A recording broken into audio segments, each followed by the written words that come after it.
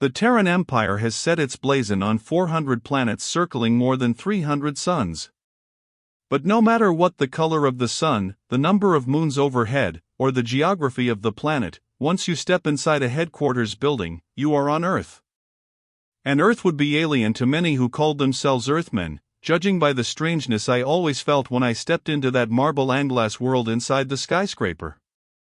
I heard the sound of my steps ringing into thin resonance along the marble corridor, and squinted my eyes, readjusting them painfully to the cold yellowness of the lights. The traffic division was efficiency made insolent, in glass and chrome and polished steel, mirrors and windows and looming electronic clerical machines.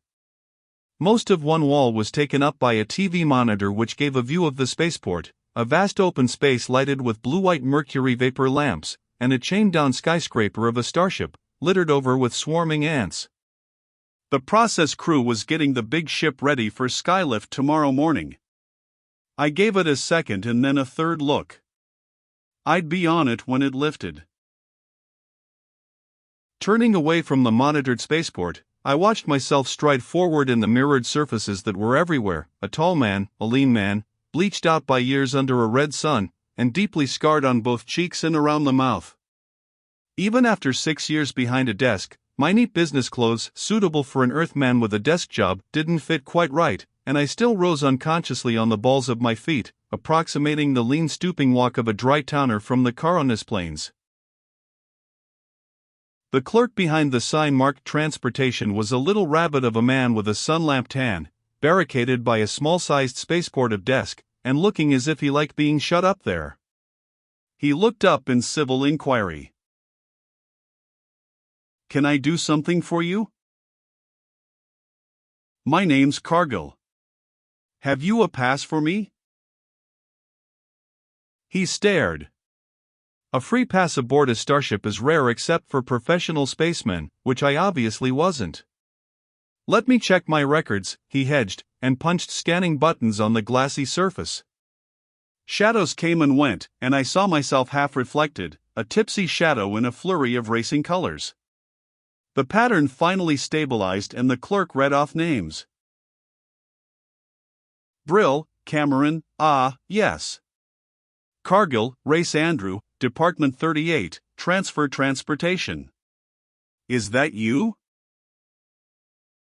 I admitted it, and he started punching more buttons when the sound of the name made connection in whatever desk clerks use for a brain. He stopped with his hand halfway to the button. "Are you Race Cargill of the Secret Service, sir?" "The Race Cargill?" "It's right there," I said, gesturing wearily at the projected pattern under the glassy surface. "Why, I mean, everybody took it for granted, that is, I heard."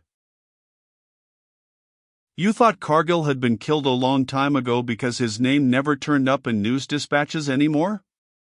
I grinned sourly, seeing my image dissolve in blurring shadows, and feeling the long-healed scar on my mouth draw up to make the grin hideous. "I'm Cargill, all right. I've been up on floor 38 for 6 years, holding down a desk any clerk could handle." "You, for instance." He gaped. He was a rabbit of a man who had never stepped out of the safe familiar boundaries of the Terran trade city. "You mean you're the man who went to Charon in disguise, and routed out the lease? The man who scouted the Black Ridge in Shinsa? And you've been working at a desk upstairs all these years? It's hard to believe, sir." My mouth twitched. It had been hard for me to believe while I was doing it. "The pass?" "Right away, sir." He punched buttons and a printed chip of plastic extruded from a slot on the desktop. "Your fingerprint, please?" He pressed my finger into the still soft surface of the plastic, indelibly recording the print, waited a moment for it to harden, then laid the chip in the slot of a pneumatic tube. I heard it whoosh away. "They'll check your fingerprint against that when you board the ship. Skylift isn't till dawn, but you can go aboard as soon as the process crew finishes with her." He glanced at the monitor screen, where the swarming crew were still doing inexplicable things to the immobile spacecraft. "It will be another hour or two. Where are you going, Mr. Cargill?" "Some planet in the Hyades cluster. Vainwall, I think, something like that." "What's it like there?" "How should I know? I'd never been there either. I only knew that Vainwall had a red sun, and that the Terran legate could use a trained intelligence officer. And not pin him down to a desk." There was respect, and even envy in the little man's voice. "Could I buy you a drink before you go aboard, Mr. Cargill?" "Thanks, but I have a few loose ends to tie up." I didn't, but I was damned if I'd spend my last hour on Wolf under the eyes of a desk-bound rabbit who preferred his adventures safely secondhand. But after I'd left the office and the building, I almost wished I'd taken him up on it.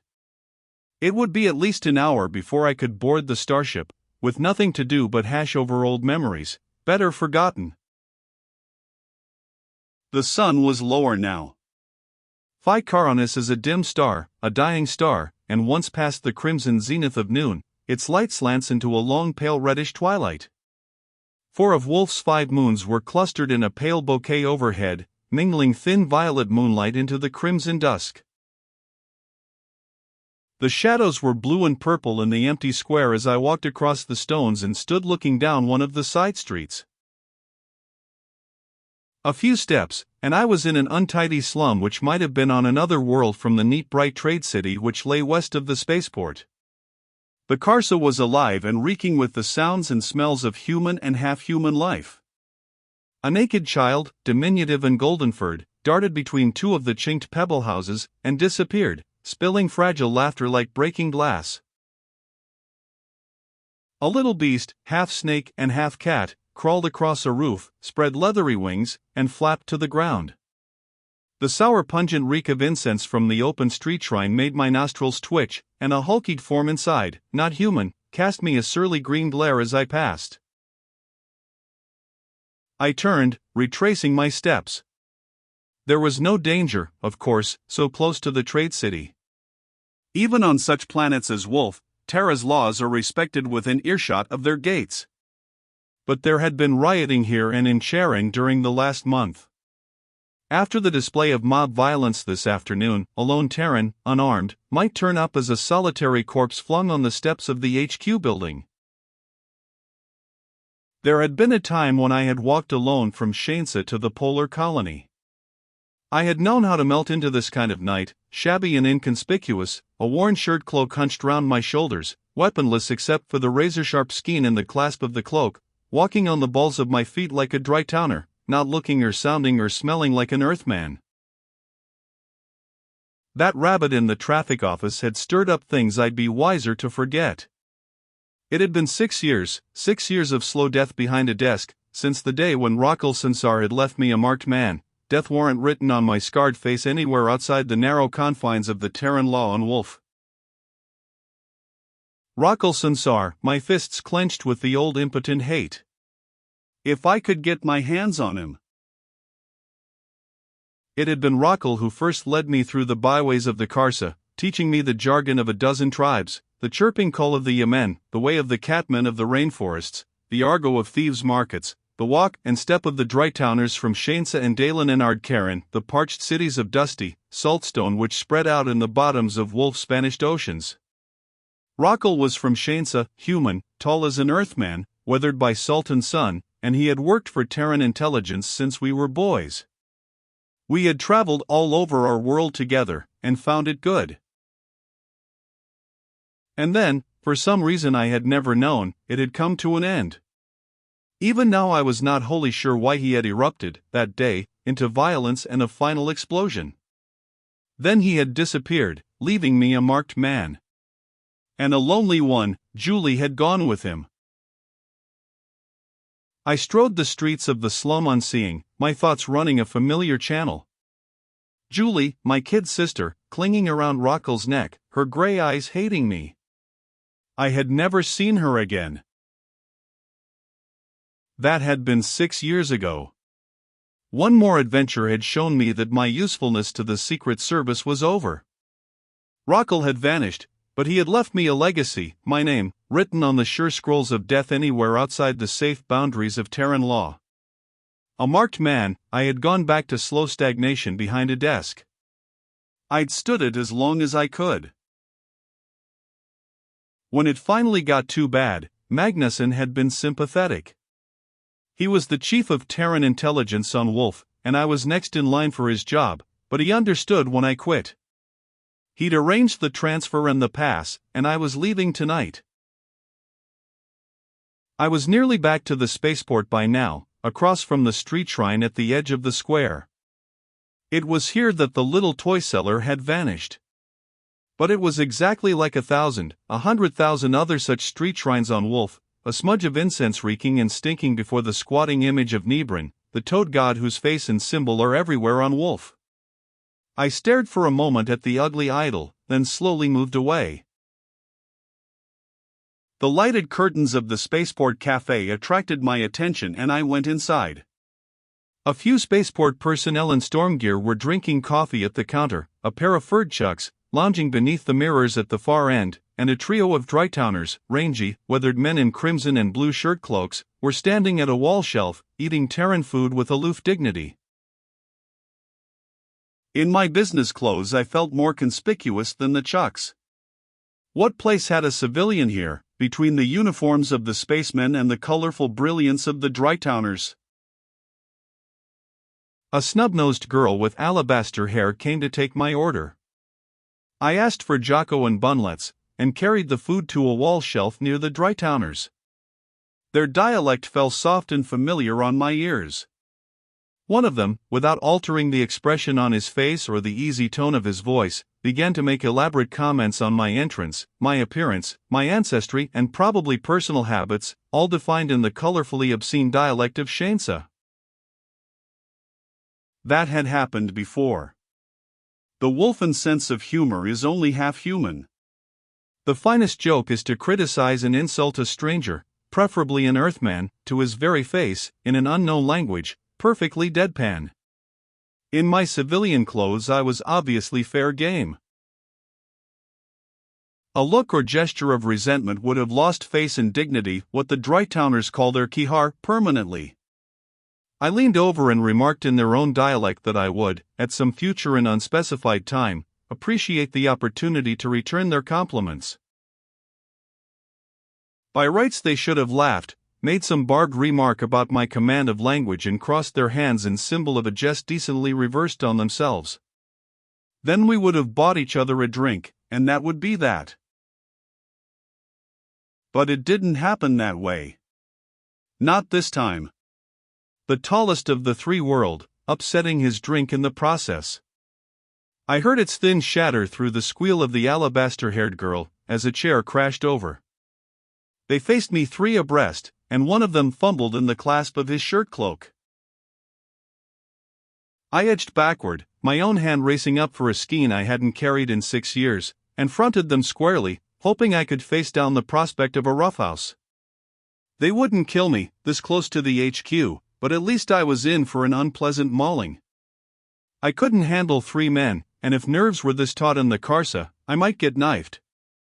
Quite by accident, of course. The chucks moaned and gibbered. The Drytowners glared at me and I tensed for the moment when their steady stare would explode into violence. Then I became aware that they were gazing, not at me, but at something or someone behind me. The skeins snicked back into the clasps of their cloaks. Then they broke rank, turned and ran. They ran, blundering into stools, leaving havoc of upset benches and broken crockery in their wake. One man barged into the counter, swore and ran on, limping. I let my breath go. Something had put the fear of God into those brutes, and it wasn't my own ugly mug. I turned and saw the girl. She was slight, with waving hair like spun black glass, circled with faint tracery of stars. A black glass belt bound her narrow waist like clasped hands, and her robe, stark white, bore an ugly embroidery across the breasts, the flat sprawl of a conventionalized toad god, Nebrin. Her features were delicate, chiseled, pale, a dry-town face, all human, all woman, but set in an alien and unearthly repose. The great eyes gleamed red.